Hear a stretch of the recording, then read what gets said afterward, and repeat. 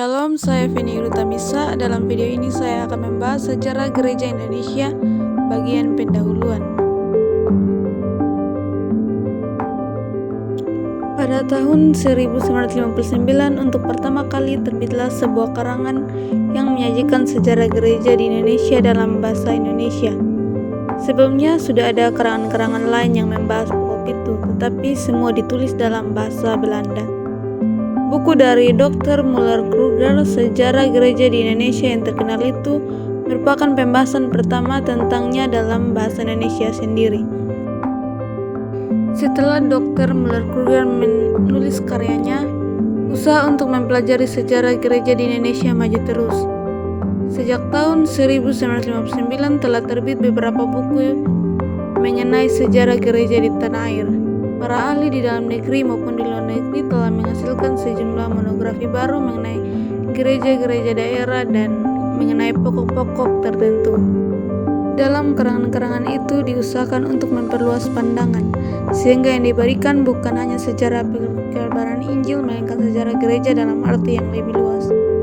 Khusus sejarah gereja-gereja di Tapanuli, Kalimantan Selatan, Jawa Timur, Sulawesi Tengah, dan Irian Jaya yang mendapat sorotan baru. Orang-orang Katolik Roma pun menerbitkan sebuah karya besar mengenai sejarah gereja mereka. Di wilayah Indonesia terdapat sejumlah besar gereja-gereja. Masing-masing gereja itu mempunyai sejarah sendiri.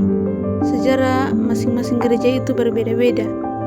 Panggilan yang menjadi mula sebab timbulnya gereja itu berbeda-beda coraknya, dan begitu pula halnya dengan faktor-faktor dari dalam yang ikut menentukan corak jawaban yang diberikan oleh gereja itu.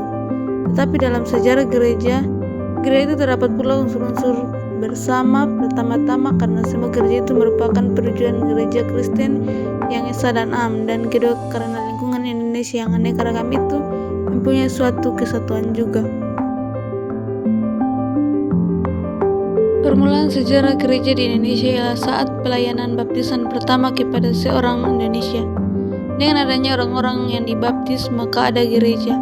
Panggilan sudah keluar, firman sudah diterima, dan jawaban sudah diberikan. Mungkin jawaban itu masih lama jauh dari sempurna. Mungkin masih lama kurang jelas dapat didengar karena orang-orang dari luar terlampau nyaring dan terlampau banyak berbicara. Tetapi jawaban itu telah diberikan dengan diterimanya baptisan. Kita tidak usah menunggu saat gereja berdiri sendiri secara resmi. Bagi seorang Protestan, tidak usah menjadi soal bahwa yang pertama kali melayankan baptisan di Indonesia adalah orang-orang Katolik. Mereka membaptis orang di dalam nama Allah Bapa dan Anak dan Roh Kudus, dan baptisan itu adalah sah. Oleh karena alasan-alasan tersebut, maka anggaplah bahwa sejarah gereja di Indonesia telah mulai pada abad ke-16.